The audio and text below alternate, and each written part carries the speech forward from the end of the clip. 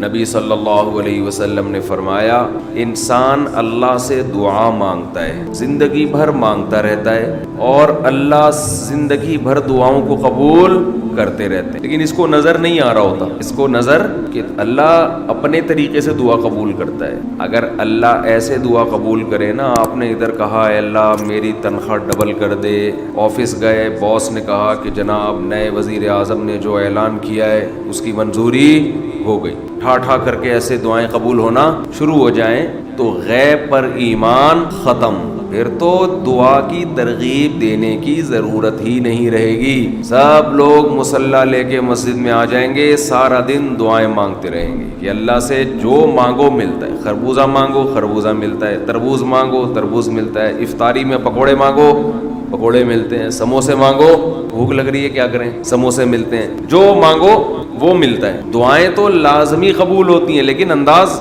وہ ہوتا ہے جو اللہ کرتے ہیں۔ اللہ کہتے ہیں میں اپنے طریقے سے کروں گا۔ اب اس کی بڑی لمبی چوڑی تفصیل ہے کہ کیسے قبول ہوتی ہے۔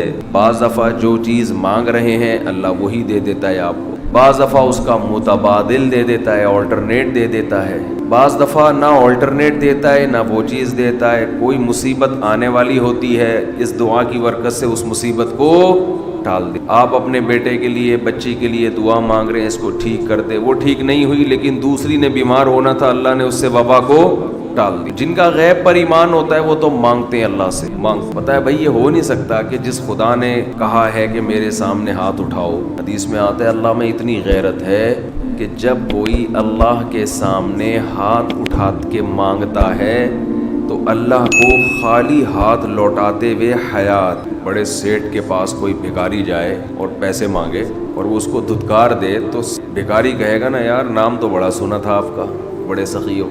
تو اللہ کو حیا آتی ہے کہ ان ہاتھوں کو خالی لوٹائے، دیتا ہے لازمی۔ تبھی ہم نے اہل اللہ کو دیکھا ہے کہ مانگتے بہت ہیں، بڑی لمبی لمبی دعائیں مانگتے ہیں۔ لوگ ان کو بے وقوف سمجھتے ہیں کہ یار یہ ہر وقت مصلی پہ دعائیں مانگتے رہتے ہیں لمبی لمبی، ملتا تو کچھ ہے نہیں۔ انہیں پتہ ہے کہ یہ بہت ملتا ہے اللہ سے مانگنے سے، لیکن اللہ کا انداز ایسا ہوتا ہے کہ صرف وہ مانگیں جن کو غیب پر یقین ہے۔ یعقوب علیہ السلام ساری زندگی مانگتے رہے اللہ تعالیٰ سے، اس مانگنے کا بدلہ کیا ملا ہے؟ دوسرا بیٹا بھی اللہ نے چھین لیا۔ عجیب بات ہے یا نہیں ہے؟ پہلا بیٹا گم ہوا تو اللہ سے اس کے ملنے کی دعائیں مانگتے رہے، دعا کیا قبول ہو رہی ہے؟ قحط پڑ گیا، کھانے پینے سے بھی گئے، اس سے بڑی مشکل، راشن لینے کے لیے بھیجا مصر اپنے بیٹوں کو، تو دوسرا بیٹا بھی بولو گیا، وہ بھی بادشاہ نے رکھ لی۔ روتے روتے آنکھوں کی بینائی چلی گئی۔ آپ کی اولادیں آپ سے کیا کہنے لگی ہیں؟ تاللہ تفتأ تذکر یوسف، اللہ کی قسم آپ یوسف کو ابھی تک یاد رکھا ہوا ہے، حتی تکون حرضا او تکون من الہالکین، آپ کی جان نہ چلی جائے۔ تو زبان سے یہ نہیں کہا کہ میں اللہ سے مانگ مانگ کے تھک گیا ہوں لیکن اللہ دینے کے لیے تیار نہیں ہے، میرا تو دوسرا بیٹا بھی گیا۔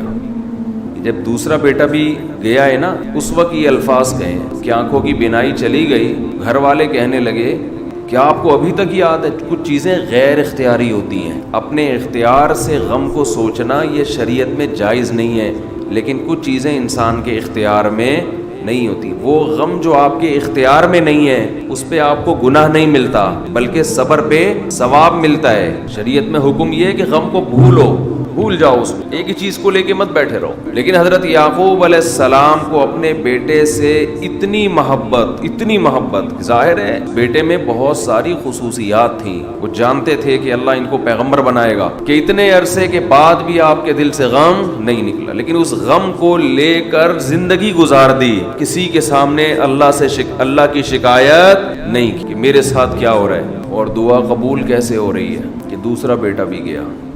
بیٹوں نے آ کے بتایا کہ آپ کے بیٹے نے چوری کی تھی جس کی وجہ سے بادشاہ نے اس کو رکھ لیا۔ قال بل سولت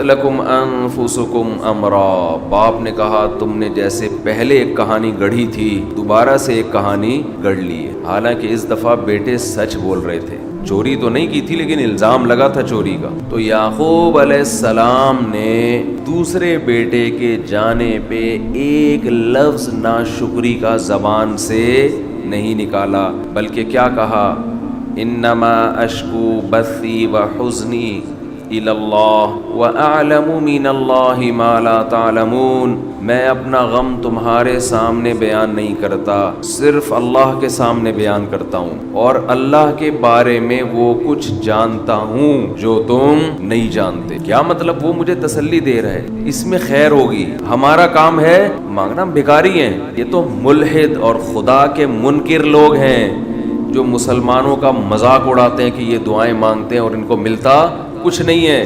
وہ بھائی ہمیں اس سے غرض ہی نہیں ہے کہ رب کیسے دے رہا ہے، ہمیں اس نے پابند بنا دیا مانگو، تو ہمیں اہل اللہ کو تو مزہ اس سے آتا ہے کہ اس نے ہمیں بول دیا مانگو، وہ نہ بھی دے، مانگنا ہی ہمارے لیے سب کچھ ہے۔ تو میں جو بات عرض کر رہا تھا وہ یہ تھی کہ یعقوب علیہ السلام مانگتے رہے، پھر دوسرا بیٹا بھی چھن گیا، کوئی مایوسی کا کوئی لفظ مایوسی کا زبان سے نہیں نکالا۔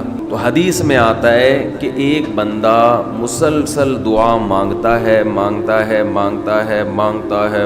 ہے اور اللہ قبول کرتا ہی رہتا ہے، یہاں تک کہ یہ بندہ ایک دن زبان سے ایک لفظ نکالتا ہے، کیونکہ اس کو وہ قبول ہوتے ہوئے نظر نہیں آ رہی ہوتی نا دعا، یہ زبان سے کیا لفظ نکالتا ہے کہ میں دعا مانگتا ہوں مگر اللہ قبول، بولو جیسے معاذ اللہ نقل کفر، کہ یعقوب علیہ السلام اگر کہہ دیتے کہ اللہ کئی سال سے دعا مانگ رہا تھا بیٹا مل جائے مگر تو نے تو دوسرا بھی چھین لیا، لہذا ثابت یہ ہوا کہ میں مانگتا تو ہوں لیکن اوپر والا قبول، بولو اگر یہ لفظ زبان سے نکالتے جیسے کہ آج کل لوگ نکالتے ہیں زبان سے، تو حدیث میں آتا ہے یہ جو جملہ زبان سے نکالا ہے اس کے بعد سے اللہ قبول کرنا چھوڑ دیتے، اس سے پہلے ہو رہی تھی، آپ نے یہ لفظ کہہ دیا اس کو ہلکا سمجھ کے، اللہ کے ترازو میں یہ کلمہ، یہ چھوٹا سا جملہ بہت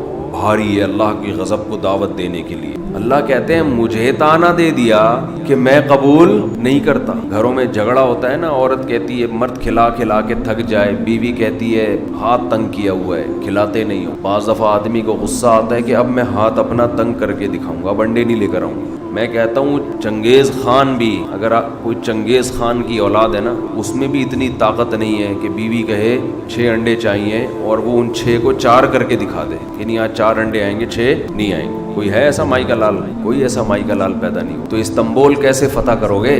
استنبول کیسے فتح کرو؟ سلطان محمد فاتح نے استنبول فتح کیا تھا نا، ایک بڑے بزرگ نے بڑی اچھی بات کہی کہ فرعون نے ہزاروں بچوں کو قتل کیا اور بنی اسرائیل کے نا، لیکن موسیٰ علیہ السلام جب صندوق سے نکلے فرعون نے ارادہ کیا اس کو بھی قتل کروں، فرعون کی بیوی نے کہا لا تقتلوہ، اسے قتل مت کرو، فرعون نے کہا اچھا، فرعون نے کیا کہا؟ ٹھیک۔ تو یہ ہمارے لیے بڑی تسلی کی بات ہے، یہ ہمارے لیے بڑی تسلی کی بات ہے کہ جب فرعون جیسا آدمی گھر میں فرعون نہیں تھا تو ہم اور آپ کس کھیت کی مولی ہیں یار، چلتے رہو جیسے زندگی گزار رہے ہو، جتنے انڈے کہے ہیں اتنے لے آیا۔ اور یہی پیغمبروں کا طریقہ تھا۔ آپ دیکھ لیں نوح علیہ السلام کیا کہتے ہیں، ربی انی دعوت قومی لیلا ونہارا، اے اللہ میں نے دن اور رات اپنی قوم کو پکارا، فلم یزدہم دعائی الا فرارا۔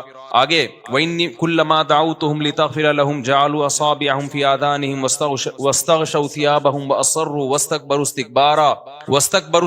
آگے کیا ہے؟ ثم انی دعوتہم جہارا۔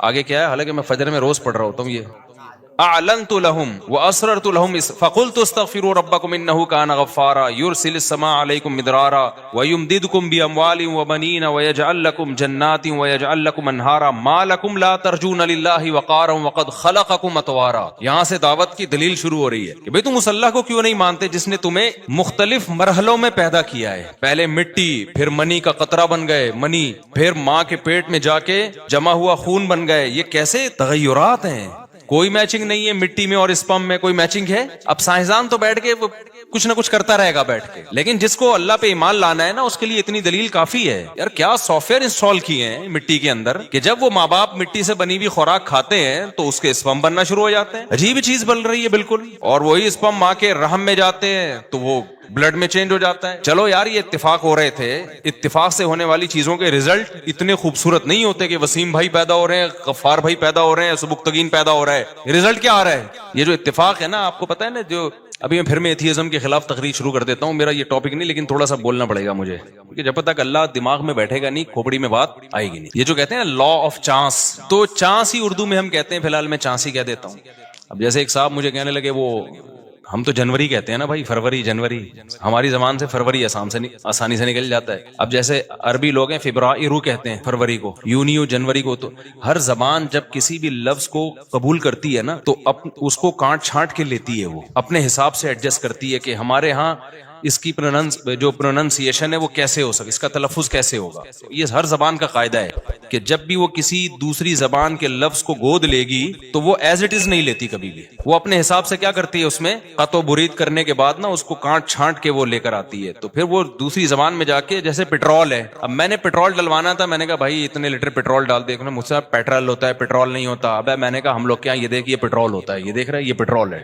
تو کوئی لفظ جب کسی زبان میں چلا گیا نا، جب تک گیا نہیں ہے تو پھر تو اسی اسٹائل سے بولنا چاہیے جو اس زبان میں ہے، لیکن جب آپ کی زبان نے اس کو ایکسپٹ کر لیا اور اپنی زبان کا حصہ بنا دیا تو پھر آپ کی اہل زبان جس طرح سے بول رہے ہیں اس طرح بولنے میں کوئی حرج نہیں ہے۔ خیر، تو ایک ہے لا آف چانس، اتفاق سے چیزوں کا وجود میں آنا۔ جیسے آپ جا رہے تھے اور اوپر دیکھ کے جا رہے تھے، آپ نے دیکھا گٹر کا ڈھکن بند ہے، کراچی میں آپ نے دیکھا گٹر کا ڈھکن بند ہے، تو آپ نے ٹرائی کیا کہ میں اوپر دیکھ کے چلتا ہوں۔ آپ اوپر دیکھ کے جا رہے ہو، ایک چور آیا گٹر کا ڈھکن چوری کر کے لے گیا۔ ابھی کچھ دن پہلے ایک ویڈیو بھی آئی ہے، ایک چور کراچی میں گٹر کا ڈھکن چوری کر رہا ہے، تو دھڑام سے آپ نیچے گر گئے۔ حالانکہ نہ چور کی یہ نیت تھی، نہ آپ کی کوئی خودکشی کی نیت تھی، آپ تو ویسے ہی کچھ کوئی کبوتر دیکھ کے جا رہے تھے کسی کا، یا کوئی کھمبا اوپر کچھ دیکھ رہے تھے کیا ہو رہا ہے، آپ نے تو دیکھا تو تھوڑی دیر پہلے یہ گٹر کا ڈھکن کیا ہے، یہ ڈھکا ہوا ہے۔ تو نہ چور کی یہ نیت تھی نہ آپ کی نیت تھی، لیکن بائی چانس آپ کی ڈیتھ ہو گئی، آپ گر گئے۔ ہوتا ہے نا یار، یہ اتفاق سے، کیا کہتے ہیں بھائی، یہ کیا ہو گیا، یہ اتفاق سے ایسا ہو گیا، اتفاق سے ایسا ہو گیا۔ یہ بہت مشہور لفظ ہے، یا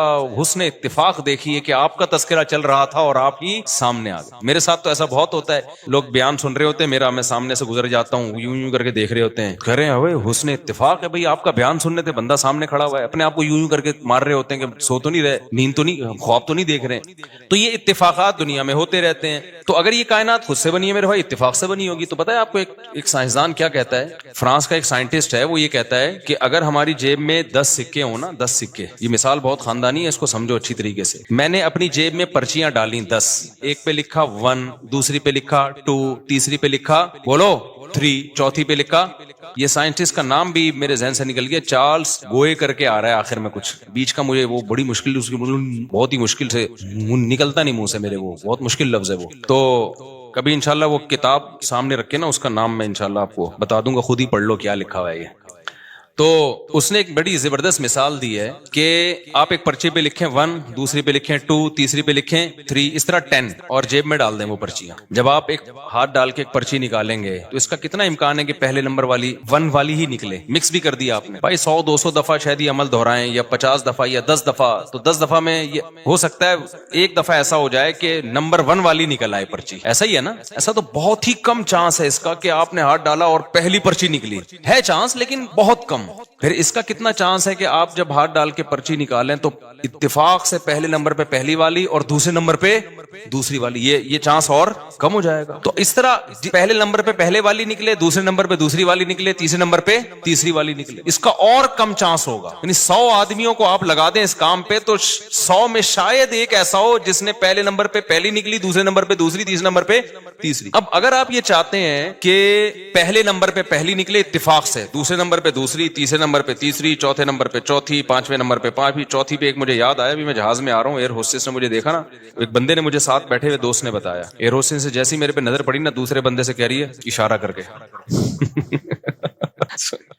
یہ وہ بندہ جس کی کتنی ہے ایسے، وہ مجھے دوست نے بتایا، کہہ رہا وہ ایئر ہوسٹس وہی جو جہاز کا عملہ ہوتا ہے نا، انہی میں سے کسی کو بتا رہی تھی، ارے یوں کر کے۔ تو چوتھے نمبر پہ 4، چوتھی پرچی، پانچویں نمبر پہ پانچویں، چھٹے نمبر پہ چھٹی۔ اس کے لیے وہ کہتا ہے کہ 10 ارب مرتبہ، یعنی 10 ارب لوگ ہوں نا تو ایک دفعہ یہ چانس ہے کہ اتنی ترتیب سے پرچیاں نکل آئیں۔ میں سمجھا پا رہا ہوں اپنی بات؟ 10 ارب، کیونکہ ہر دفعہ ایک پرچی کے آنے سے بھی امکان ہزاروں گنا کم ہوتا چلا جائے گا۔ یعنی یہ ہو سکتا ہے کہ 9 اکٹھی 9 نکل آئیں، 10ویں نہ نکلے، دوبارہ 1 یا 2 نکل آئے، تو آپ 10 अरब मर्तबा यानी 10 अरब लोगों को खड़ा करें और सबके साथ ये प्रोसेस हो, शायद एक उसमें कामयाब हो जाए, ये लॉ ऑफ चांस के तहत। और उसने फिर आगे, ये गैर मुस्लिम साइंटिस्ट की बात कर रहा हूं, उसने आगे ये लिखा है कि जो सेल है ना जिससे इंसान बनता है या पौधे बनते हैं, ये जो एक इकाई है सेल, ये सेल भी पूरा नहीं, इसका एक मॉलिक्यूल, उसके लिए कम से कम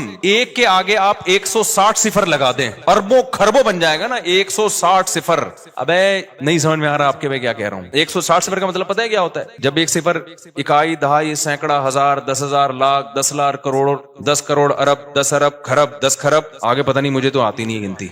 तो 160 सिफर लगाने पड़ेंगे। एक सेल अगर इत्तिफाक से वजूद में आए तो कायनात की उम्र इतनी हो, 160 सिफर लगा दें तो शायद एक सेल वजूद में, यानी इत्तिफाक से हवाएं उड़े, हवा भी कहां थी, रोटेशन करके एक सेल वजूद में आ जाए, एक इकाई, जो पौधे और इंसान की जो भी जानदार चीजें उनकी एक बुनियादी इकाई। मैं समझा पा रहा हूं अपनी बात? जबकि कायनात की उम्र खुद साइंसदानों के मुताबिक इतनी है ही नहीं, जमीन की उम्र भी नहीं है इतनी। जमीन तो बहुत ज्यादा 4 अरब 5 अरब साल, मुख्तलिफ जो रिपोर्टें पेश की जाती हैं 4 अरब साल पुरानी, जबकि ये सेल जो वजूद में आया जमीन में वजूद में आया है, ये कहीं और थोड़ी वजूद में आया है। तो इतनी इस जमीन की उम्र नहीं है जितनी लॉ ऑफ चांस के तहत आप ये फर्ज कर लो कि एक सेल ऑटोमेटिकली खुद ब खुद इत्तिफाक से वजूद में आ गया हो। आगे एक सेल वजूद में आने के बाद फिर ये जो उसने इर्तिका किया डार्विन के मुताबिक, वो इर्तिका भी तो इत्तिफाकी है ना, उसके लिए तो अरबों खरबों और चाहिए, और अरबों खरबों साल चाहिए, क्योंकि फिर वो जिस सिर्फ एक सेल थोड़ी, इंसान एक सेल को थोड़ी कहते हैं, वो सेल ग्रो कर रहा है, उसमें आंख बन रही है, नाक बन रही है, कान बन रहे हैं, दिल बन रहा है, दिमाग बन रहा है, जबान बन रही है, गुर्दे, फेफड़े, कलेजी, घुटने, ये सारे प्रोसेस से इत्तिफाक से हो रही है। जाहिर है उसमें बहुत सारे जाया हो गए होंगे ना, सेल खरबों जाया हुए होंगे, एक ने इर्तिका करके, इवॉल्व करके अगले स्टेप तक पहुंचा होगा। ऐसा ही होगा ना? अबे जो खुद ब खुद हो रहा है तो ऐसे ही खुद ब खुद तो फिर ऐसे ही हो रहा होता है ना। एक सेल जो है वो तरक्की करते करते थोड़ा सा एडवांस हो गया और फिर मुख्तलिफ शक्लों में वो तब्दील हो रहे हैं। एक सेल पौधों की तरफ चला गया, एक पौधे तरक्की करते करते, पहला जानवर अमीबा होता था ना, वो हमने साइंस में पढ़ते थे, वो वजूद में आ गया फिर। तो इसके लिए ये पॉसिबल ही नहीं है इत्तिफाकी तौर पर, इम्पॉसिबल। और ऐसा उसमें डिजाइन हुआ है ना कि मैं आपके सामने बैठा हुआ हूं, वो जो सेल फर्स्ट टाइम वजूद में आया था, सही है ना, वो सेल इत्तिफाक से तरक्की करते करते खरबों अरबों खरबों खरबों खरबों खरबों खरबों खरबों को खरब से जरब दें, होते होते मुफ्ती तारिक मसूद साहब बन गए और 1 घंटे का बयान कर रहे हैं बैठ के। कहते 1 घंटे गए, होता 3 घंटे गए। तो ओ भाई ये बकवास है, खुदा की कसम अपनी जानों पे रहम खाओ, अल्लाह आग में उठा के फेंकेगा। अल्लाह कहेगा ये थोड़ी कि जिस साइंसदान ने उठ के जो मर्जी फेंक दी तुमने उसको इस बेस पे मान लिया कि साइंसदान कह रहा है, हालांकि सारे कह भी नहीं रहे हैं। या तो इजमाई मसला होता है ना साइंसदानों का, कह भी नहीं रहे हैं, वो तो कहने की थ्योरी है, मे भी हो सकता है ऐसे हुआ हो। दूसरा साइंसदान कह रहे हैं ये नहीं हो सकता। तो मान लो भाई कोई खालिक है जिसने बनाया है, और उसको किसने बनाया? वो हमेशा से है, क्योंकि वो मखलूक नहीं है, वो क्रिएटर है, वो क्रिएटेड थोड़ी है। लॉ ऑफ चांस तो इस कायनात में चलता है, खालिक में थोड़ी चलता है। वो तो हमारी अकल से क्या है, बालातर है। तो खैर जो ये तो टेक्निकल स्टाइल है ना। तो तबलीग में जो अल्लाह ताला ने, जो मैं नूह अलैहिस्सलाम का बता रहा था, उन्होंने सादा नूह अलैहिस्सलाम ने क्या कहा, वक़द खलक़कुम अतवारा। अरे भाई डार्विन को छोड़, तू अपनी आंखों से देख, मिट्टी से। अच्छा ये जो हम जो बन के आए हैं इसमें तो करोड़ों खरबों साल भी नहीं लगे, हम तो 9 महीने में मार्केट में आ गए, ठीक है ना? क्या ख्याल है? ऐसे सॉफ्टवेयर इंस्टॉल है माँ के पेट में भाई, या उस स्पर्म में ऐसे सॉफ्टवेयर इंस्टॉल कर दी अल्लाह ताला ने। ये तो मैं बार बार एक बात कहता हूं, साइंसदानों ने इंसानों को बनते हुए पैदा होते हुए देख लिया। अगर ये प्रोसेस अपनी आंखों से ना देखा होता, खुदा की कसम साइंसदान कहते हैं एक इंसान जब मैं जैसे हूं ना, बनने में अरबों साल लगे होंगे तो ये बन के आया है। तो अल्लाह ने तो फौरन सूरह नूह में अल्लाह ने बता दिया कि नूह अलैहिस्सलाम ने अपनी कौम को समझाया कि डार्विन तो बाद में पैदा होगा मेरी औलादों में, लेकिन तुम अभी जो तुम देख रहे हो अपनी आंखों से कि मिट्टी से थोड़े दिनों में, मिट्टी से ही है ना, जो मिट्टी से हम खुराक खाते हैं वो स्पर्म में तब्दील हो जाती है। कितनी जल्दी हो जाती है यार, ये कितनी जल्दी तब्दील, 3 दिन के अंदर स्पर्म मुकम्मल बन के तैयार हो जाते हैं। तो आप जो भी खुराक खा रहे हैं, कितनी डिफरेंट किस्म की खुराकें खा रहे हो आप, पराठे फोड़ रहे हो, अंडे फोड़ रहे हो, कोई सब्जी खा रहा है, कोई दाल खा रहा है, हर चीज घूम फिर के बन क्या रही है, आंखों की बिनाई, कानों की समात और स्पर्म में चेंज हो रही है। जो बालिग लोग हैं, हर चीज, इतनी चीजों में 3 दिन के अंदर पूरा प्रोसेस मुकम्मल हो जाता है। सिर्फ हमारी बॉडी को ग्लूकोज फौरन बन जाता है, हम जब ढीले हो जाते हैं ना तो चीनी और ये मीठा खाते हैं तो फौरन एनर्जी मिलती है, لیکن باقی جو پروٹین ہے یا اور جو ہماری باڈی میں ریکوری ہوتی ہے وہ 3 دن سے لے کے 10 دن جو بھی ڈاکٹروں کی آ رہا ہے وہ میڈیکل سائنس کی, لیکن بہت جلد وہ سارا پروسیس کمپلیٹ ہو جاتا ہے. سب فٹ فاٹ ہو گئے, بن ٹھن کے تیار 3 دن کے اندر ٹھکا ٹھک. ایسی مشینری اندر لگی ہوئی ہے, جو مرضی کھائے گا. تبھی یہ زیادہ کھانے پینے کو فوکس بھی نہیں کیا کرو, یہ بھی ذہن میں رکھو. اچھا کھاؤ, برگر پیزے ویزے اور یہ ٹوپی ڈرامہ چیزیں چھوڑ دو, لیکن اگر آپ کے پاس ڈاکٹروں کے مشورے کے مطابق کھانے کے پیسے نہیں ہے. بھی کیٹو ڈائٹ کے نام پہ بھی لوگ بہت وہمی ہو گئے ہیں. ڈاکٹروں کی فیلڈ میں ٹانگ نہیں اڑاتا, لیکن لوگ پاگل ہوتے جا رہے ہیں. یہ نہیں کھاؤ, وہ نہیں, اتنا زیادہ ایسا کر لیا ہے نا. اللہ نے ہماری باڈی کو ایسا بنایا میرے بھائی کہ اس کو ابھی تک پوری طور پہ سمجھا گیا ہی نہیں ہے. مجھے یاد ہے بچپن میں ایک ڈاکٹر کا مضمون پڑھا تھا بڑا زبردست. اس نے کہا بھائی میرے پاس تو میں غریب آدمی ہوں, گوشت کے پیسے نہیں ہوتے, نام کھانے کے پیسے نہیں ہوتے. اور ڈاکٹر نے بڑا اچھا مشورہ دیا, اور وٹامن سی کے لیے کینو مالٹے میں نہیں کھا سکتا. اس نے کہا شیر صرف گوشت کھاتا ہے, وٹامن سی بھی پورا ہوتا ہے اس کا, ٹھیک ہے نا. حالانکہ گوشت میں وٹامن سی ہوتا ہے کیا؟ کبھی دیکھا سیب میں امیون سسٹم کمزور ہوا ہے, زکام کھانسی ہو رہی ہے تو وہ سنترے کا جوس بنا کے پی رہا ہے. وہ صحرائی لوگ صرف ستو پہ گزارا کر لیتے ہیں. جو غریب علاقے ہیں نا, آپ افریقہ میں جائیں اور یہ صحراؤں میں ستو, گندم کا ستو, اسی ستو سے سب کچھ مل رہا ہے بھائی. ان کو نہ وٹامن سی کی کمی ہو رہی, 90 سال کی عمریں ہو رہی ہیں ان کی. تو میڈیکل سائنس حرف آخر نہیں ہے. خود ڈاکٹر جو ایکسپرٹ ڈاکٹر ہیں وہ بھی مانتے ہیں. ہاں, جب اللہ نے آپ کے پاس وسائل دیے ہیں تو پھر آپ سب کچھ کھائیں, لیکن نئی وسائل دیے ہیں تو ٹینشن لینے کا نہیں ہے. اسی روٹی سے ساری ضرورتیں اللہ پوری کرے گا. ایک ڈاکٹر نے مجھے بتایا, بہت ایکسپرٹ ڈاکٹر ہے, انہوں نے کہا کہ ٹیسٹوں پہ زیادہ نہ بھروسہ کیا کرو. یہ والی کمی آ گئی تو آدمی ٹینشن میں جا رہا ہے. دیکھو کچھ ہو تو نہیں رہا نا, ٹھیک ہے نا. جیسے وٹامن سی کی کمی آ گئی ٹیسٹ میں, لیکن آپ کو کچھ بھی نہیں ہو رہا, نہ نزلہ ہو رہا ہے, نہ کھانسی ہو رہی ہے, نہ کچھ بیماری ہو, تو سیٹ ہے یار. ہونا ایسی کی تیسی اس ٹیسٹ کو اٹھا کے کیا کرو, بکری کو کھلا دو. مجھے اسپائلوریا کا مسئلہ تھا میرے ساتھ نا, ہے ابھی بھی, تو مجھے کچھ ہو نہیں رہا تھا پیٹ میں. مجھے ایک دو ڈاکٹروں نے بتایا اسپائلوریا بہت خطرناک اور یہ کینسر اور ٹھیوں ایسا بنا دیا. میں گئے کام سے بھائی, اب تو گئے بھائی, مرے بھائی, اب تو کینسر ہونے والا ہے. تو ڈاکٹر نے بلڈ ٹیسٹ کروایا. انہوں نے کہا, پھر ایک ڈاکٹر نے کہا بلڈ سے نہیں پتا چلتا بھائی, اسٹول ٹیسٹ ہوگا, خان کے لیب میں کرواؤ. واہ زبردست, یہ پھر میں نے ویڈیوز دیکھی انٹرنیٹ پر, وہ اسپائلوریا ایسا جرثیمہ جو ہے نا, اسپائلورائے اصل جو اس کا لفظ ہے نا, بہت بڑے ایکسپرٹ کے پاس میں گیا. انہوں نے بولا بھائی کیا ہو کیا رہا ہے, پراٹھے کھا رہے ہو کتنے؟ میں نے کہا 2 کھا لیتا ہوں. ہضم ہو رہے ہیں؟ میں نے کہا ہو رہے ہیں. اور کہنا, اور کیا کرنا ہے, اور کیا چاہیے؟ جب 2 پراٹھے پھوڑ رہے ہو صبح 3 انڈوں کے ساتھ, اللہ معاف فرمائے, نظر بس سے اللہ بچائے, اور ملائی کی وہ بھی کھا جاتے ہو, اور نہاری کھا لیتے ہو, آپ کی ویڈیوز ہم نے دیکھی ہیں, پائے بھی پھوڑ دیتے ہو, اور کیا چاہیے؟ کیا کر رہا ہے میدے کا, اور کچھ ہو رہا ہے؟ میں نے کہا ایسیڈیٹی ہوتی ہے. انہوں نے کہا اس میں یہ بھی نہ ہو تو پھر کیا ہوگا بھائی؟ اور وہ بھی جب ہوتی ہے جب نیند نہیں آتی. نیند اگر میری پوری نہ ہو نا, تو انہوں نے کہا نیند کا تو دماغ سے بہت گہرا تعلق ہے, ٹائم نیند کمپلیٹ کر لو. میں نے کہا نیند پوری ہو پھر نہیں ہوتا کوئی. تو میں نے کہا یہ خان کی رپورٹ ہے, اسپائلورائے. میں نے کہا بھائی یہ بکری کو کھلا دو, یہ کیا کرو. یہ ڈاکٹر ہی کی بات کر رہا ہوں, اب ڈاکٹر خود الجھے, مجھے کوئی ملامت نہ کرے کہ ڈاکٹر کوئی کہے کہ نہیں اسپائلورائے کو ہلکا لے رہا ہے. یہ بھائی مجھے وہ ڈاکٹر نہیں بتایا کوئی. انہوں نے کہا ٹینشن لینے کا, سب کا ٹیسٹ آئے گا, یہی آئے گا. ہو نہیں رہا تو کیا ضرورت ہے یار رپورٹیں لینے کی. تو نیٹ پہ جب آدمی سرچ کرتا ہے نا, باولا ہونے کے علاوہ کچھ بھی حاصل نہیں ہوتا. خوب سمجھ لو, انٹرنیٹ پہ بھروسہ نہ کیا کرو, نیٹ پہ سنا کرو ڈاکٹروں کو, لیکن اپنے محلے پڑوس کے ڈاکٹر سے نا تھوڑا سا مشورہ لے لیا کرو کہ یہ کیا ہے. خیر ہے, یہ ایک بیماری ہے, اگر کوئی اس کی جو علامات ہیں تو پھر اس کا علاج کرانا ضروری ہے. علاج کرانا ضروری ہے. اس کا نہیں ہو رہا تو یہ سب کچھ نہ کچھ ہر وقت باڈی میں چل رہا ہوتا ہے, تو جانے دو. اچھا خیر, تو اب کیا مسئلہ ہے؟ تو انہوں نے بتایا کہ کوئی چیز کی کمی ہوتی ہے باڈی میں, باڈی خود ہی اس کا متبادل تلاش کر لیتی ہے. صرف ایک وٹامن ڈی کے بارے میں کہتے ہیں, وہ 40 سال کے بعد اگر وہ کم ہے نا تو وہ لازمی سپلیمنٹ لینے پڑیں گے. باقی سب کچھ ہو نہیں رہا تو سب سیٹ ہے, ٹھیک ہے نا.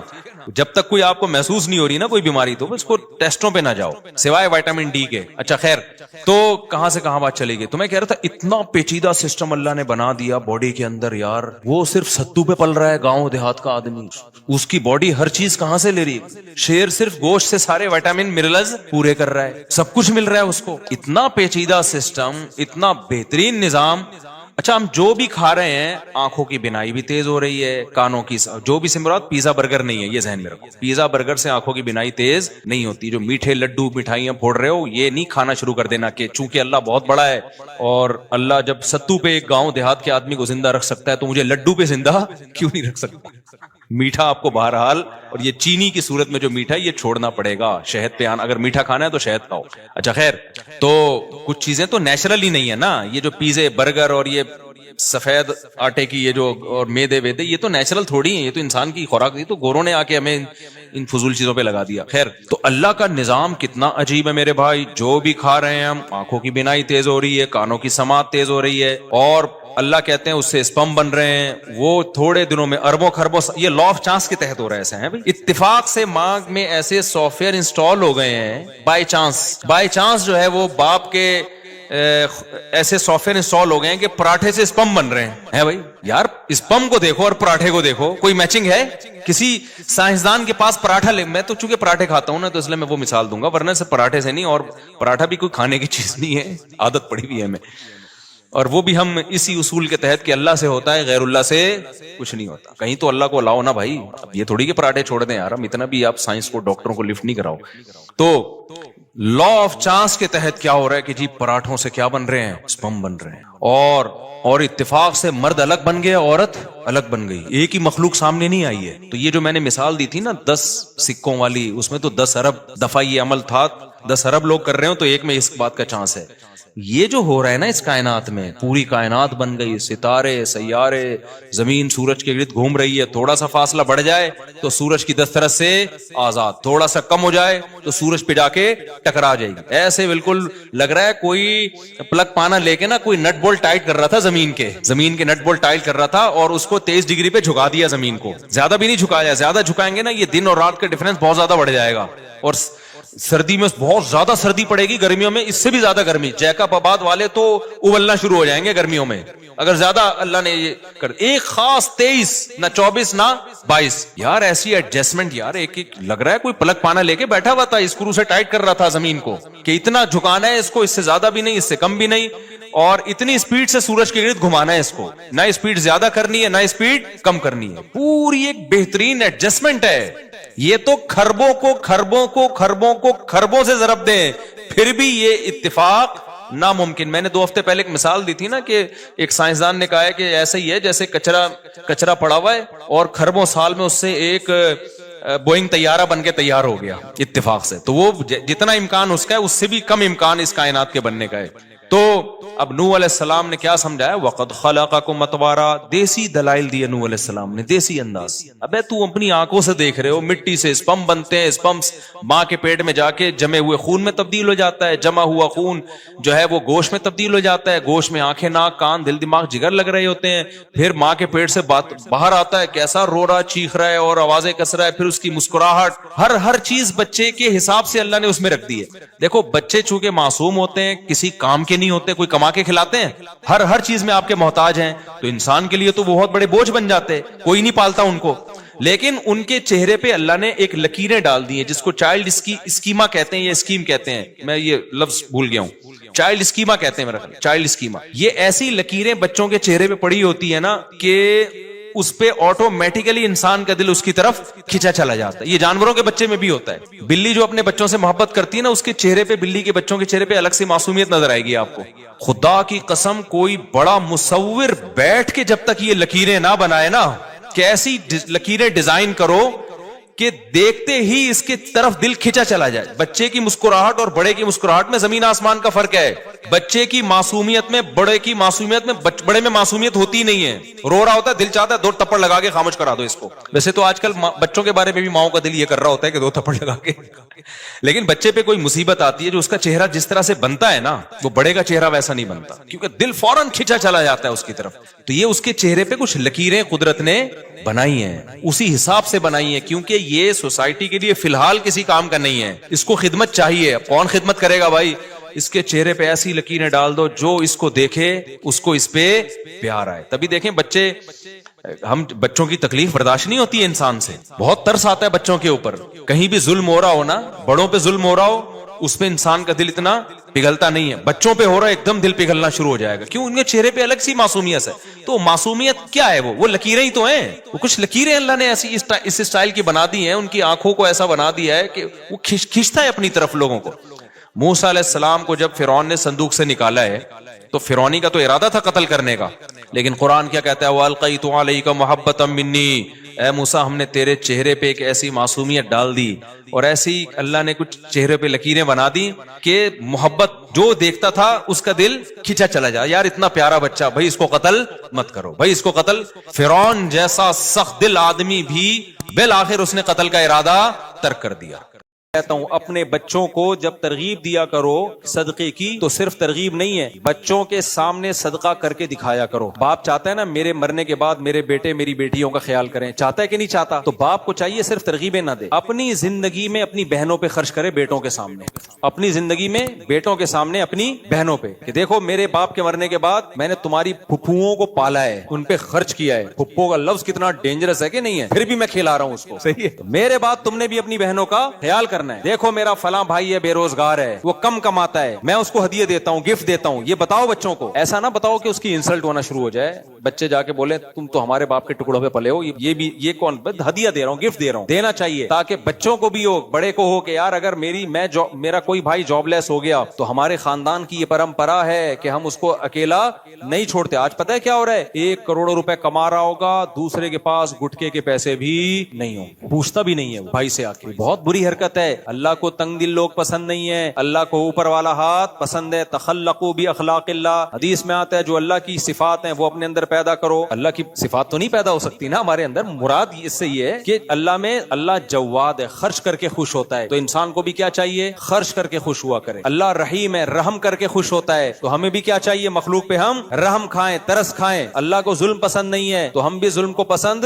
نہیں کریں. تو یہ جو جعل اللہ غناہ فی قلبی ہے نا, یہ میں ٹینشن کی بات کر رہا تھا کہ نبی صلی اللہ علیہ وسلم نے فرمایا جو ساری ٹینشنیں ختم کر کے ایک ٹینشن کو اپنے اوپر رکھتا ہے تو اللہ اس کی ساری ٹینشنیں ختم. پہلا انعام کیا ملتا ہے, جعل اللہ غناہ فی قلبہ, جیب میں کچھ بھی نہیں ہوگا لیکن سینہ ایسا چوڑا ہوگا جیسے کوئی بہت بڑا سیٹ, اندر سے اس کو اپنے اندر سیٹ پناہ محسوس ہوگا, صحیح ہے نا. تو اس لیے خوش رہے گا, وہ کہے گا اللہ کا دیا ہمارے پاس بہت کچھ ہے. فرمایا وَجَمَعَ لَهُ شَمْلَهُ, اس کی فکروں کو اللہ سمیٹ دیں گے. اور تیسرا انعام کیا ملے گا, ایسا نہیں ہوگا کہ دنیا نہیں آئے گی اس کے پاس. فرمایا أَتَتْهُ الدُّنْيَا وَهِيَ رَاغِمَةٌ, دنیا آئے گی ناک رگڑتی ہوئی. عزت سے دور بھاگے گا, عزت بھی ملے گی. پیسے سے دور, غلط طریقے سے پیسہ, لالچ والے پیسے سے دور بھاگے گا لیکن پیسہ اس کے پیچھے پیچھے بھاگے گا, ذلیل ہو کے آئے گا پیسہ. اور آپ صلی اللہ علیہ وسلم نے فرمایا وَمَنْ كَانَتِ الدُّنْيَا هَمَّهُ, لیکن جس نے دنیا کو فوکس کیا, اس مسجد پہ قبضہ کر لوں تاکہ یہاں سے چندہ آئے.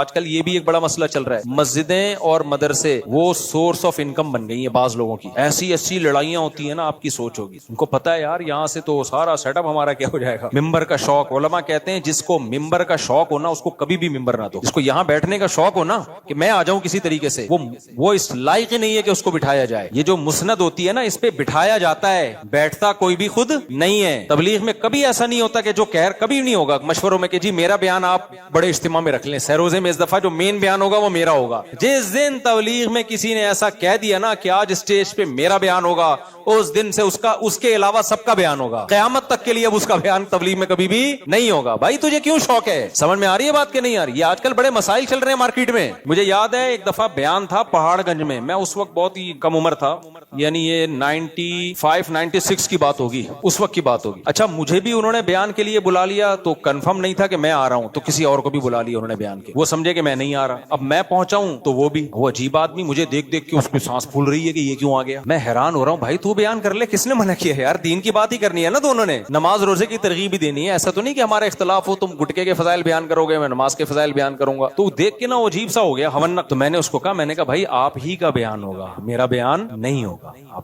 ڈرے نہیں. لیکن مجھے افسوس بہت ہوا کہ یہ کیا سیاست ہے بھائی, یہ تو ایک دوسرے کو تو سپورٹ کرنا چاہیے نا. میں تو خوش اس پر ہوا کہ اچھا یار مجھے گلے کو سکون مل گیا, ٹھیک ہے نا, ذمہ داری یہ اٹھا رہے ہیں, ثواب کس کو مل رہا ہے, ہمیں مل رہا ہے. تو یہ بڑا مسئلہ ہے آج کل. یہ مسجد کمیٹیوں کو بھی چاہیے اور لوگوں کو بھی یہ اصول بنا لینا چاہیے, جس کو شوق ہو نا گھسنے کا اس کو کک آؤٹ کرو, بولے چلو یہاں سے. ہمارے فرمایا کرتے تھے امام کی سلیکشن کا یہ طریقہ ٹھیک نہیں ہے کہ آپ خود درخواست دیں کہ مجھے یہ امام لگا دو. فرمایا امام کی سلیکشن کا طریقہ یہ بڑے مدارس سے آپ رابطہ کریں, ان سے بولیں ہمیں اس طرح کا امام چاہیے, ہماری یہ ضرورت ہے, آپ کو جو بہتر لگے آپ اس کو بھیجیں, وہ بھیجیں گے پھر. تو یہ اس سے یہ مسجدوں کے قبضے وبضے اور یہ ڈرامے بازیاں جو چل رہی ہیں نا یہ ختم ہوں گی, ورنہ تو آج کل مسجدیں تو بھائی پوری وہ بن بن چکی ہیں. خیر تو اللہ کے یعنی یہ دنیا کے مختلف طریقے ہیں. یہ دنیا ہے لیکن لیبل اس پہ دین کا لگا ہوا ہوتا ہے. تو نبی صلی اللہ علیہ وسلم نے فرمایا کہ من کانت الدنیا ہمہ، جس نے دنیا کو اپنی فکر بنایا، سب سے پہلا عذاب پتہ ہے کیا ہوگا؟ جعل اللہ فقرہ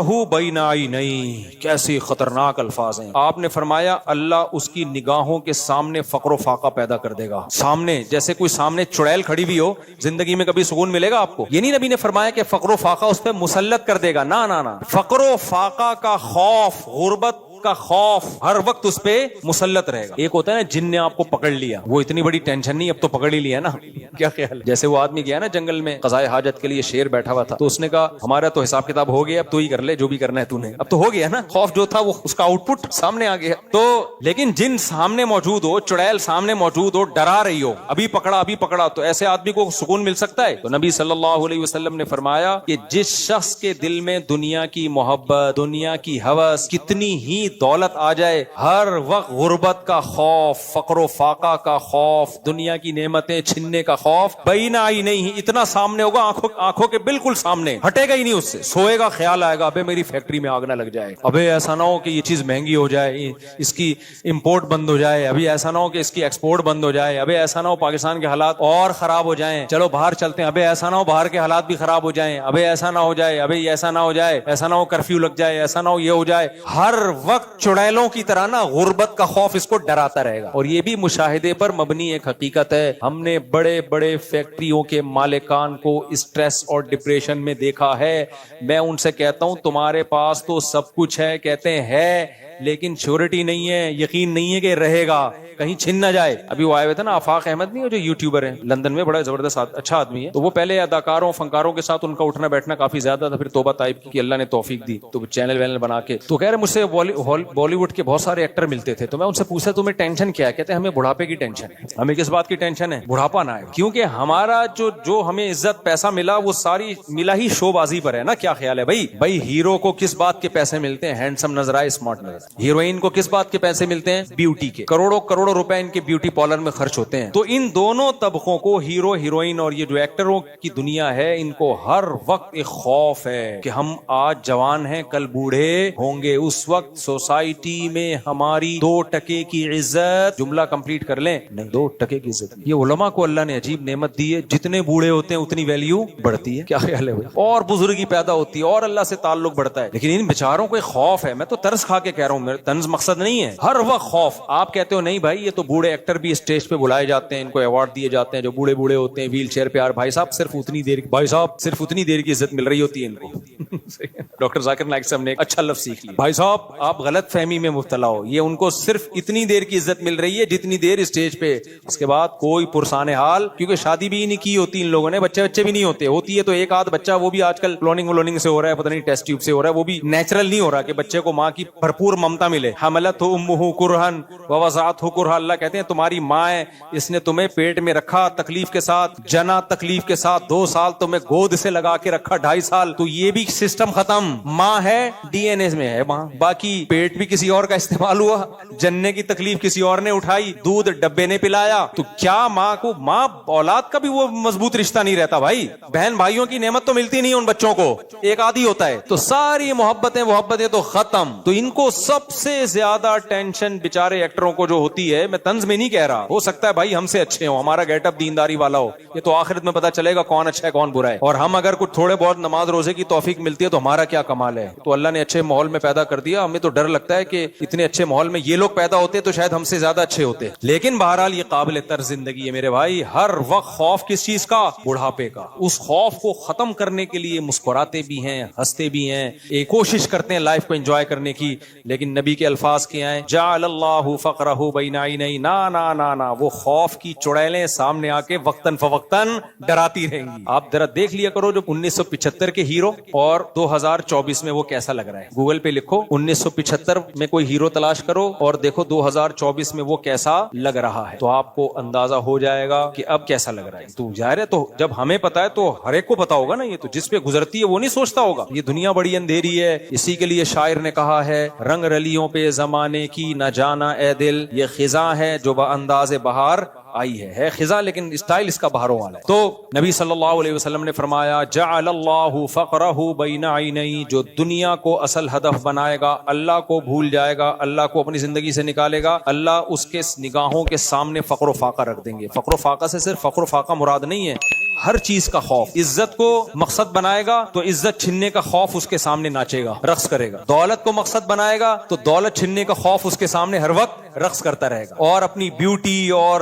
فٹنس کو اگر وہ ہدف بنائے گا، جیسے باڈی بلڈر کیا کرتے ہیں، میں ان سے کہتا ہوں جم جاؤ، 2-4 اسپیڈ بریکر بنا لو کافی ہے. اتنی زیادہ ایکسرسائز کرنا، باڈی بھائی صاحب کیڑوں نہیں کھانا ہے، اینڈ میں کوئی اور کام کو فوکس کرو، ٹھیک ہے. ہدف نہ بناؤ اس چیز کو، ہدف کسی اور چیز، آخرت کو بناؤ ہدف. قبر کی بھی زندگی آخرت بھی ہے، ٹھیک ہے. جم جاؤ، اچھی صحت، بہت بہترین، ویل ڈن. اتنا نہیں کہ ساری صلاحیتیں اس میں جھونک دو. میں ایسے آدمی کو جانتا ہوں ہمارے ساتھ جم میں آتے تھے، اب کسی کو کیا پتا، کس نام تھوڑی جانتے ہیں اس لیے غیبت نہیں ہے. وہ بندہ 3-4 گھنٹے ایکسرسائز کرتا تھا اور کھاتا کیا تھا، 5 سال سے روٹی نہیں کھائی اور اتنی ڈائٹ پلان اس کا. تو میں دیکھا کہ 2 سال ہو گئے غائب بندہ. میں نے کہا شاید ترقی کر کے اب بہت بڑے جم میں چلا گیا وہ بیچارہ. ایک دن میری کہیں روڈ پہ ملاقات ہوئی تو بہت ہی باریک سا ہوا تھا، جو تھوڑے بہت اسپیڈ بریکر بنے تھے، جیسے گورنمنٹ جب آتی ہے نا سارے اسپیڈ بریکر ایک دفعہ میں بلڈوزر پھیر کے ختم کر دیتی ہے. تو میں نے کہا یار آپ کو ہوا کہ؟ کہہ رہے یار میں بیمار ہو گیا تھا، اس بیماری نے ساری میری باڈی کی ایسی کی تیسی کر. کس چیز کو ہدف بنایا بھائی میرے؟ اعتدال سے چلو نا، اعتدال سے چلو. انگریزوں کے پاس تو دیکھو کرنے دھرنے کا کوئی کام ہے ہی نہیں. انگریز کا تو ہدف ہی دنیا ہے. وہ بکرے کھاتے رہتے ہیں، جم جاتے رہتے ہیں، وہ بکرے لگتے رہتے ہیں، یہاں دمبے نکل رہے ہیں، ادھر سے بکرا نکل رہا ہے، ادھر سے گائے نکل رہی ہے، ادھر سے بھیڑ نکل رہا ہے. وہ ساری باڈی ان کی دمبے، گائے، بھیڑ اور پروٹین کا مجموعہ ہوتی ہے ان کی. ہم تھوڑی بھائی، ہمیں تو اللہ نے آخرت کے لیے پیدا کیا. کچھ تہجد میں ٹائم لگاؤ، کچھ ذکر اذکار میں ٹائم لگاؤ، کچھ نماز روزے میں ٹائم لگاؤ، کچھ تلاوت میں ٹائم لگاؤ، کچھ اللہ اللہ کرو، کچھ دینی محفلوں میں بیٹھنے کے لیے ٹائم نکالو، کچھ بزرگوں کی صحبت میں بیٹھنے کے لیے ٹائم نکالو، کچھ قرآن سیکھنے کے لیے ٹائم نکالو، کچھ قرآن پڑھانے کے لیے ٹائم نکالو، کچھ دعوت اور تبلیغ کے لیے ٹائم نکالو. ہم نے ان سب چیزوں کے لیے ٹائم نکالنا ہے. تو نبی صلی اللہ علیہ وسلم نے فرمایا کہ جو دنیا کو ہدف بنائے گا جعل اللہ فقرہ بین عینی، سب سے پہلے اللہ جس چیز کو ہدف بنائے گا نا اسی کے چھن جانے کا خوف اس کے سامنے مسلط کر دیں گے. ہر وقت ڈر لگا رہے گا اب یہ گئی، یہ چیز گئی میں سے، یہ گئی. دوسری چیز کیا؟ فرق علیہ شملہ، ہدف اس نے ایک چیز کو بنایا تھا، دنیا کی ایک چیز کو، لیکن اس ایک چیز کے اتنے انڈے بچے پیدا ہوں گے، ہزاروں فکریں مسلط کر دیں گے اللہ اس کے اوپر، ہزاروں فکریں. پھر اس کو یہ ہوگا یہ بھی مل جائے، یہ بھی مل جائے، یہ بھی مل جائے، یہاں سے بھی یہ بھی بڑا بھی میں بنوں، سب میں بات بھی میری اونچی ہو، صحت بھی میری اچھی ہو، دولت بھی میرے پاس سب سے زیادہ ہو، عزت بھی میرے پاس سب سے زیادہ ہو، گاڑی بھی میری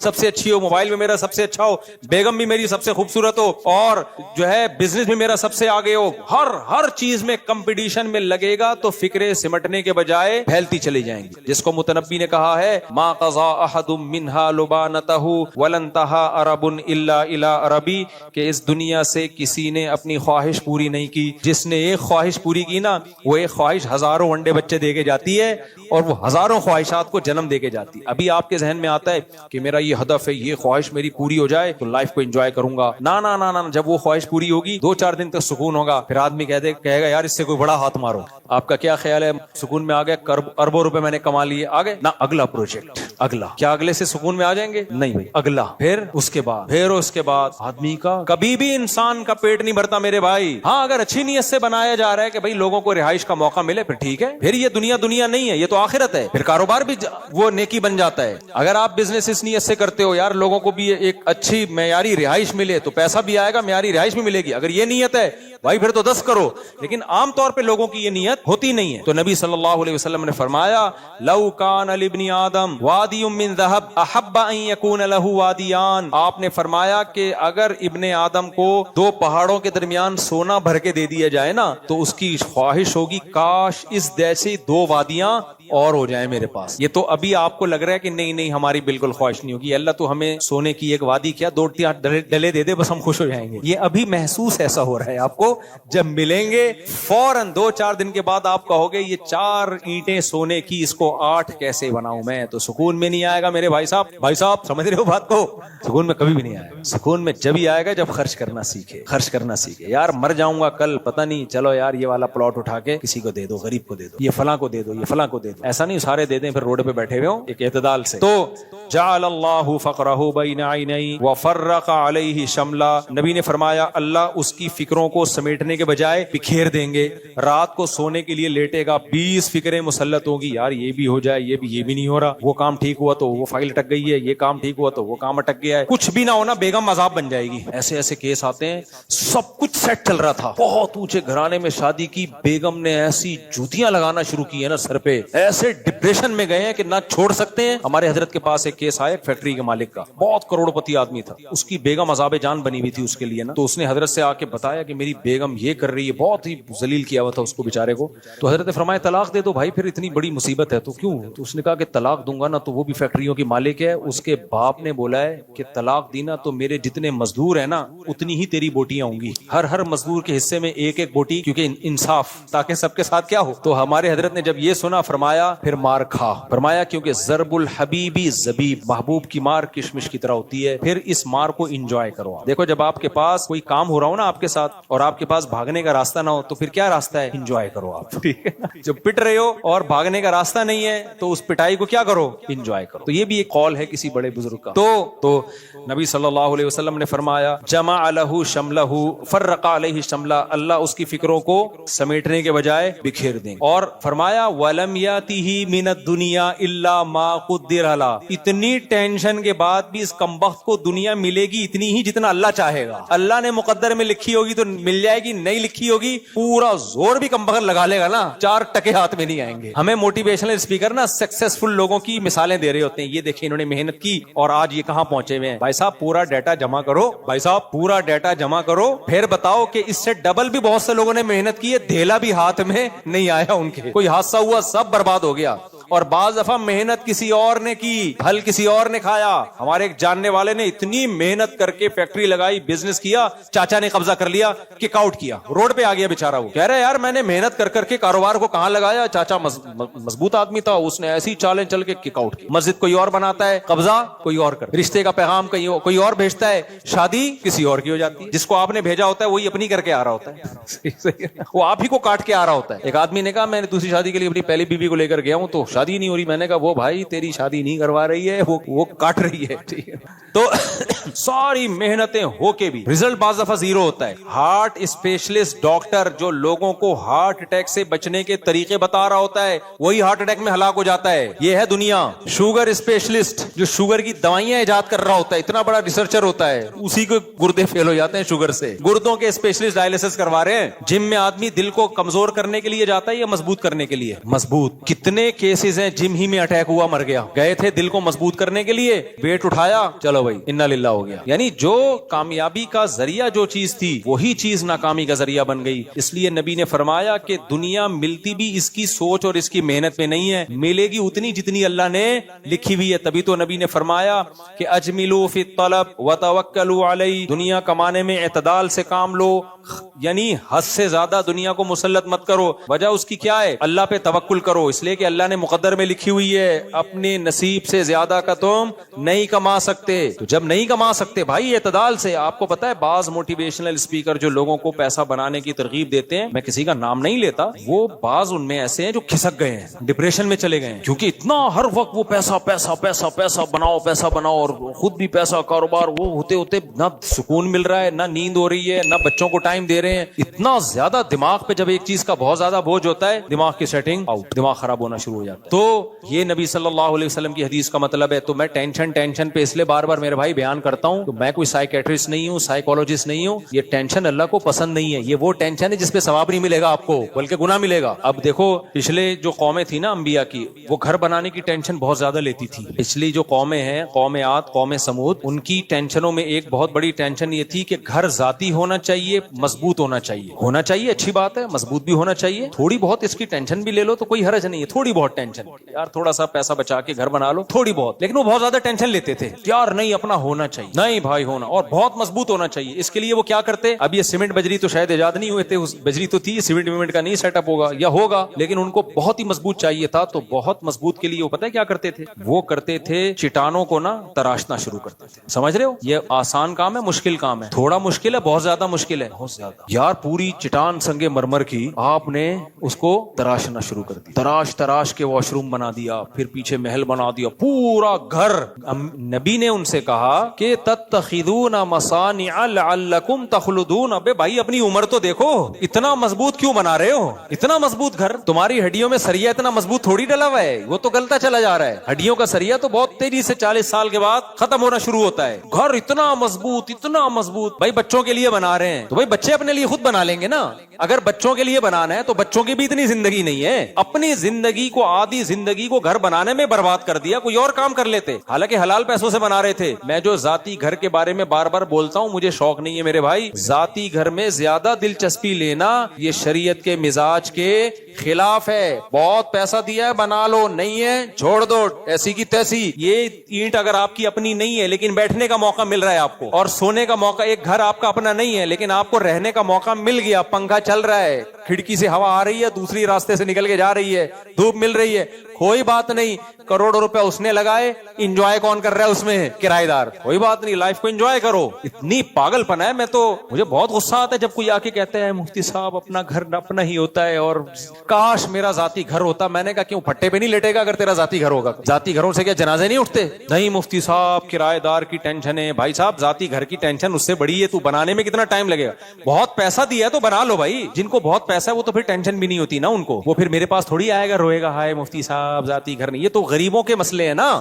میں غریبوں کو خطاب کر رہا ہوں. غریبوں, تمہیں خطاب, آپ کے علاوہ جو غریب ہے ان کو خطاب کر رہا ہوں. جب ایک صاحب نے مجھے کہا مفتی صاحب آپ کہہ رہے ہو ذاتی گھر نہیں, اب غریب آدمی کے لیے کرایہ دینا کتنا مشکل ہے. میں نے کہا یار آپ کے مینٹل لیول کو سلام ہے. بیچارے غریب کے لیے کرایہ دینا مشکل ہے, کروڑوں روپے کا ذاتی گھر خریدنا آسان ہے. جس کے لیے کرایہ دینا مشکل ہے ہم اس کو ترغیب دے رہے ہیں ذاتی گھر ہونا چاہیے. وہ ڈپریشن سے نہیں مرے گا تو اور کیا ہوگا؟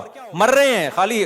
یہ ہوائی بات نہیں ہے. ساری زندگی محنت کر کر کے 60 سال میں جا کے اپنا گھر بناتے ہیں. اپنا گھر اپنا ہی ہوتا بھائی صاحب. اب آپ کے لڑکنے کا ٹائم آ گیا ہے. قبرستان میں بنا لیتے گھر تو ختم. یحرم ابن آدم ویشب فیہ اثنتان. یہ حدیث پڑھتا ہوں بڑا مزہ آتا ہے, مجھے بہت فائدہ ہوا ہے اس حدیث سے بھائی. فائدہ اس سینس میں کہ میں بھی تو 40 سال سے زیادہ ہو گیا نا, تو اب میں حدیث سوچتا رہتا ہوں بھائی تو نہیں کہیں ادھر کو جا رہا. تبھی میں نا جامعہ کے قریب میں نے اپنے بچوں کو شفٹ کیا ایک جگہ, تو اس کے ساتھ ہی قبرستان ہے. تو میں وہاں قبرستان پہ کھڑا ہو کے بہت دفعہ دیکھتا ہوں بیٹا آنا تھوڑے دن میں. میں نے کہا قبرستان کے قریب گھر ہونے سے یہیں سے پٹے سے نکالا, یہیں پارسل کر دیا, ختم. اتنی سی بات ہے. تب کیا میری اینٹ, میرا پنکھا, میری دیوار, میرا واش روم, لوگ خوش ہو رہے تھے. مجھ سے یہ میرا واش روم دیکھیے آپ. ایک تو نعمت کے طور پہ بیان کر رہا ہے ٹھیک ہے, اتنا زیادہ اس پہ اترانا میرا واش روم. تو میں ان سے کہتا ہوں یہ میرے کرایہ دار کا واش روم دیکھ, بنایا اس نے کروڑوں روپے لگا کے, استعمال کون کر رہا ہے؟ فری پھوکٹ میں. صرف مہینے کا اتنا کرایہ دیتا ہوں, سوتا بھی ہوں, بچے بھی میرے پورے 18 اسی اسٹائل میں پیدا ہوئے ہیں انہی گھروں میں, ٹھیک ہے نا. اور اللہ بھلا کرے آپ کا. اچھا کرایہ دار بھی بہت لچڑ ہوتے ہیں. کرایہ دار پتہ ہے کیا کرتا ہے؟ کوئی ضروری خرچہ بھی ہو نا گھر میں وہ بھی نہیں کرے گا کہ ہمارا اپنا گھر تھوڑی ہے. اتنا بھی لچڑ پن ٹھیک, کمبختو رہ تو خود ہی رہے ہو نا. اگر وہ مالک مکان کنجوس ہے, وہ نئی دیوار اکھڑی ہوئی کلر کر رہا, تو 2 ڈبے لا کے یہاں خود ہی کر لے یار. تو بعض لوگوں کے گھروں میں جاؤ بھنگی خانہ بنا ہوا ہے گھر ان کا. میں کہتا ہوں کیوں نہیں بناتے اس کو؟ کہتے ہیں ہمارا اپنا گھر تھوڑی ہے. ابے تو 10 سال سے رہ رہا ہے, تو وہ اگر لچڑ ہے تو رہ تو ہی رہا ہے نا. ایک کیل ٹھوک دے یار, یہاں پہ گھڑی لگا دے, کیل کا خرچہ نہیں اٹھائیں گے کہ ہمارا گھر تھوڑی ہے. تو تبھی تو مجھے پھر افسوس ہوتا ہے یار, یہ دنیا مسافر خانہ تھوڑی سمجھ رہے ہیں اس کو. اتنی پیسے سے محبت, پیسہ اصل ہے. کسی اور کے گھر پہ بھی اگر آپ پیسہ لگا کے فائدہ خود اٹھا رہے ہو تو لگا دیا کرو, اس میں اتنی ٹینشن مت لیا کرو. کوئی زیادہ ٹینشن کی, وہ اگر وہ لچڑ پن دکھا رہا ہے, وہ نہیں کر رہا, تو رہ تو تم ہی رہے ہو نا. تو میں نے اپنے گھروں پہ بہت خرچہ کیا, کرائے پہ رہتے ہوئے خود لگایا. میں نے بہت دفعہ کیا کہ یار وہ نہیں کر رہے تو چلو ہم کر دیتے ہیں, رہنا ہم نہیں ہے. تو پورے ریپیئر کیے میں نے گھر اپنے, حالانکہ کرائے کے گھر ہیں. پھر مالک مکان کو جب ویڈیو بھیجی, مالک مکان بھائی یہ تو تمہیں بڑا لگژری بنا دی, بڑا تھینک یو. اس کو ڈر تھا ایسا تو نہیں ہے واپسی پہ یہ اتارتے ہوئے لے کے جائیں گے سب چیزیں. اس کو میں نے تسلی دی, نہیں بھائی ایسا نہیں ہے, یہ آپ ہی کا ہے. ہم کو دروازہ کھڑکی یہاں سے نکال کے نہیں لے کے جائیں گے, یہ کھڑکی بھی آپ ہی کی ہے, پکی ٹکی آپ کی ہو گئی. یہ بھی بڑا لچڑ پن ہے نا. 10 سال کے بعد آپ کوئی گھر خالی کر رہے ہو, کھڑکیاں دروازے میں نے لگائے تھے تو میں لے کے جا رہا ہوں. تو میرے بھائی میں زیادہ شو مارنا مقصد نہیں ہے میرے بھائی. میں بار بار جو ان چیزوں پہ اتنا بیان کرتا ہوں, دنیا کی محبت ختم کرو. اللہ کو دنیا کی محبت دنیا مردار کی محبت ہے. نبی صلی اللہ علیہ وسلم نے فرمایا, آپ کی دیکھو موٹیویشن کیسی تھی. آپ صلی اللہ علیہ وسلم ایک دفعہ کچرے کے ڈھیر سے گزرے, ایک بکری کا مرا ہوا بچہ پڑا ہوا ہے. نبی نے فرمایا بتاؤ تم میں سے کون اس کو اتنے درہم میں خریدے گا؟ صحابہ نے کہا یا رسول اللہ یہ تو بدبودار چیز ہے, کون خریدے گا؟ آپ نے فرمایا اللہ کی نظر میں دنیا کی حیثیت اس سے بھی کم ہے جس پہ ہم اتنا ڈپریشن, اتنی ٹینشن میں جا رہے ہوتے ہیں. اللہ کی نظر میں اتنی بھی ویلیو نہیں ہے. کیوں؟ ختم ہونے والی ہے. تھوڑے دن میں پھٹے پہ لیٹنا ہے اور اٹھا کے لوگ قبر میں کروٹ کے بل لٹا کے آئیں گے. 3 دن تک کل سویم ویم 2-4 چیزیں ہوں گی. اس کے بعد قصہ ختم. کروڑوں اربوں روپے پھونک دیے. انجوائے کون کرے گا؟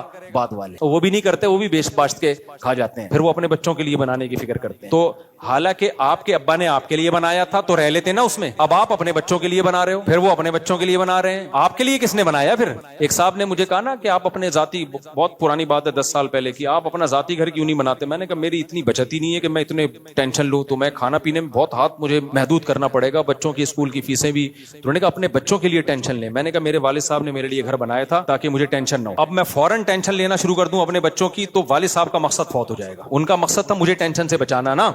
تو میں اپنے بچوں سے زیادہ اپنے والد کے بچوں کی فکر کرتا ہوں. بہت گہری بات ہے, نہیں سمجھ میں آئی. اگر میں اپنے بچوں کی ٹینشن لے کے گھر مسلط کر لوں تو میں ٹینشن میں آ گیا نا, جبکہ میرے والد صاحب مجھے گھر بنا کے گئے تاکہ میں ٹینشن سے نکلوں. تو میں نے کہا میں اپنے بچوں سے زیادہ اپنے والد صاحب کے بچے کی فکر کرتا ہوں. اپنے باپ سے مجھے محبت ہے, میرے باپ کی روح کو تکلیف ہوگی, وہ کہے گا میں نے, میرے ابا کہیں گے کہ میں نے اتنی ٹینشن لے کے اس کے لیے گھر بنایا تاکہ اس کو ٹینشن نہ ہو, لیکن اس کو تو مجھ سے بھی بڑی ٹینشن ہو گئی, 18 کی ٹینشن ہو گئی اس کو تو کہ سب کے لیے گھر بنانا ہے. کیا خیال ہے؟ تو ابا کہیں گے میرا پیسہ ضائع ہو گیا نا. میں نے کہا مجھے اپنی نہیں, مجھے اپنے ابا کی بڑی فکر ہے, میں ابا کا پیسہ ضائع نہیں ہوں. بہت مینٹل لیول سے اوپر کی باتیں ہیں, لیکن میرے بھائی پیدا کر لو اپنے اندر دنیا سے. میں دنیا کمانے سے منع کر رہا ہوتا تو پھر آپ کہتے ہیں مفتی صاحب کی باتیں ہماری سمجھ میں نہیں. کمانے سے کوئی نہیں منع کر رہا, دل میں جگہ مت دو, قبرستان جایا کرو, زیارت کیا کرو. جب گھر بناؤ نا, یہ میری ٹائل ہے, یہ میرا نل کا, قبرستان جاؤ, بولا آنا کہاں ہے؟ آنا ادھر ہی ہے. تھوڑے دن میں ختم. اس سے وقتی ٹینشن بڑھے گی لیکن بڑی بڑی ٹینشنیں ختم, بڑی بڑی ٹینشنیں ختم. تو حدیث جلدی سے مکمل کر لوں. فرمایا جعل اللہ غناہ فی قلبی جعل اللہ فقرہ بین عینیہ وفرق علیہ شملا ولم یاتہ من الدنیا الا ما قدر له. فرمایا پوری زور لگا دے گا دنیا کے پیچھے, ملے گی اتنی جتنی اللہ نے مقدر میں لکھی ہوئی ہے. تو اس لیے میں بار بار ٹینشن پہ بیان کرتا ہوں, بار بار, کیونکہ یہ مذہب کا ٹاپک ہے, یہ ڈاکٹروں کا ٹاپک نہیں ہے. اور ٹینشن ختم کرنے کا علاج بھی اسلام کے پاس ہے, سائیکیٹرسٹ اور سائیکولوجسٹ کے پاس نہیں ہے. سمجھتے ہو؟ کیونکہ جب تک دنیا کی محبت ختم نہیں ہوگی یہ ٹینشن نکلے گی